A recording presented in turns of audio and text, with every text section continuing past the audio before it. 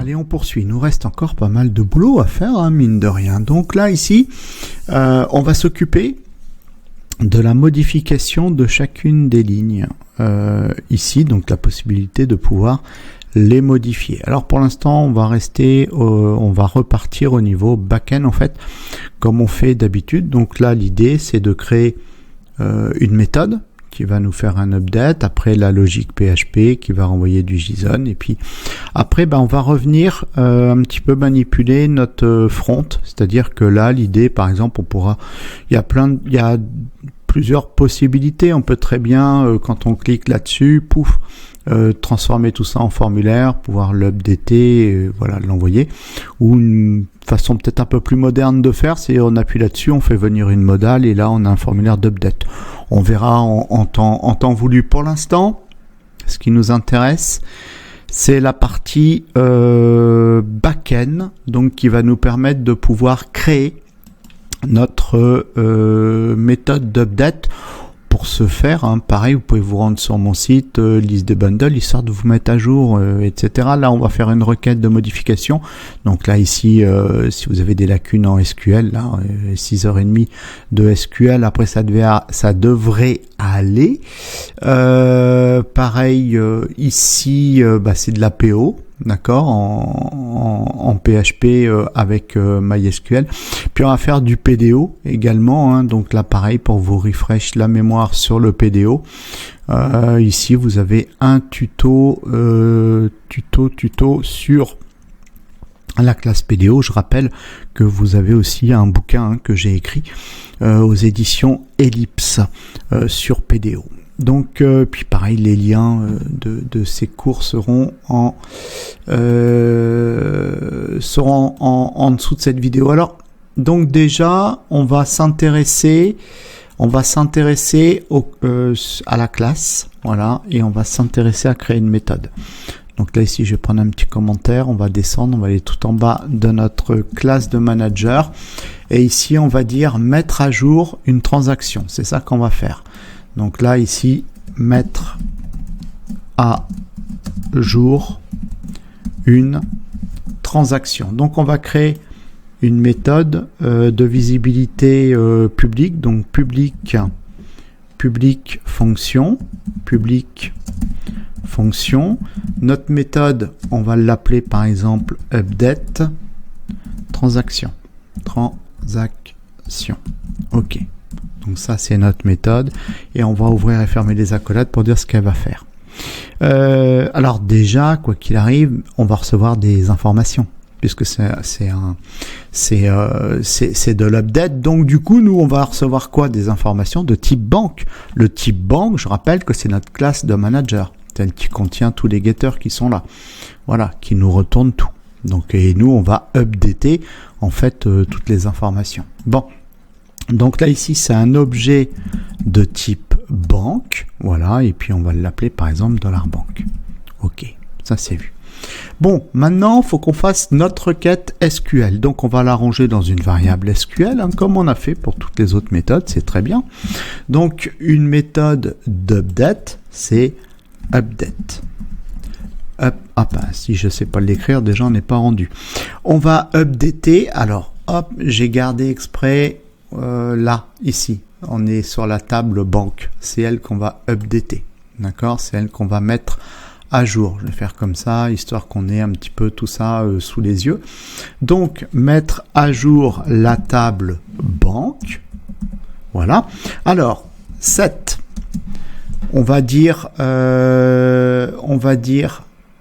on peut updater l'idée, on peut updater la date, on peut updater le month, etc.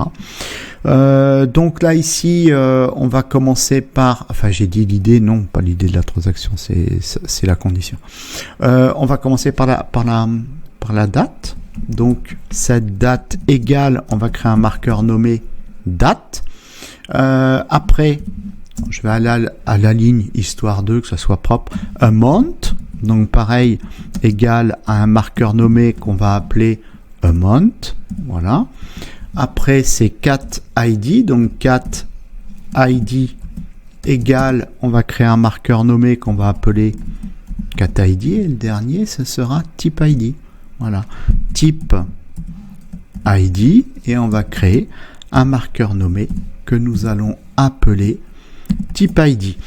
Tout ça sous une type ID. Tout ça sous une condition where, je vais écrire comme ça, where, que l'identifiant qui sera envoyé sera égal à un marqueur nommé qu'on va appeler ID.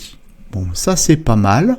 Alors si on veut, on peut faire ça, hein, voilà, histoire d'avoir... voilà, on peut faire ce qu'on veut, hein, ça change rien du tout, qu'il y ait des espaces, pas d'espace, ça change rien. Donc c'est du PDO. Donc si c'est du PDO, on va aller pour l'objet courant, $this, on va aller chercher notre propriété CNX qui est là-haut. Hop, je vais aller la montrer pour refresh un peu la mémoire pour le cas où. Hop, elle est là. D'accord, c'est quand on instancie Bank Manager qu'on envoie $CNX, maintenant vous devez le savoir. Et ensuite, qu'est-ce qu'on fait? On prépare notre requête SQL. Donc on va chercher la méthode prépare et en paramètre, on lui dit bien, tu vas nous préparer notre requête de modification. On va ranger tout ça dans une variable qu'on va appeler rec, voilà, pour requête. Et après, qu'est-ce qu'on fait? Bien, on va exécuter la requête. Donc, on part de notre variable rec et on va chercher la méthode execute et à elle, on va lui passer en paramètre un tableau. Voilà. Alors, le tableau, bah, il va contenir tous nos marqueurs. Donc premier marqueur, on va dire ça sera $ID, voilà. Alors ici, donc ça sera égal à quoi?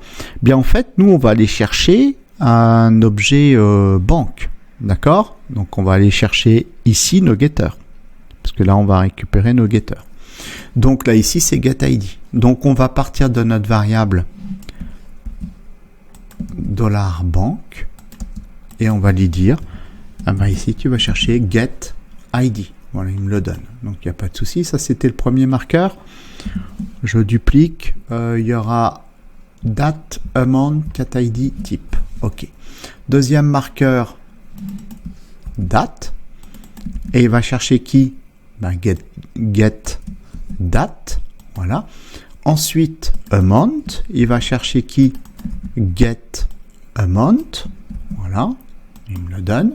getID, il va chercher qui? Get getID, getID, voilà.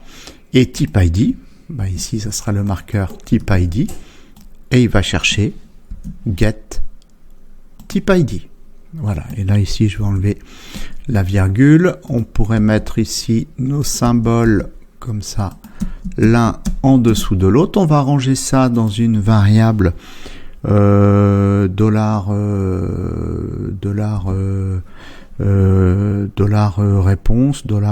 réponse, response, peu importe, voilà, response, et on va la retourner, et c'est fini. Voilà. Donc là, ici, on a juste à faire un return de $response. Encore une fois, ça c'est du PDO, hein, d'accord? C'est pas, il n'y a rien de sorcier là-dedans. Si c'est pas vu, si c'est pas compris, hop, un petit tour sur le tuto de PDO histoire de se mettre à jour. Puis après, ça va tout seul. Bon, bah là, je dirais qu'on a fini. On va, c'est un petit peu plus cool. Des fois, c'est plus dur, donc quand c'est un peu plus cool, ça fait du bien. Donc prochaine fois, on va faire la logique. D'accord, donc d'aller invoquer update transaction et puis le retourner en JSON pour faire après un traitement front. Donc ce tuto terminé, cette vidéo terminée. Si ça vous a plu, un petit pouce en haut, ça fait toujours plaisir. Abonnez-vous si ce n'est pas déjà le cas et activez la cloche pour être prévenu lorsque je sors la suite de ce développement full stack.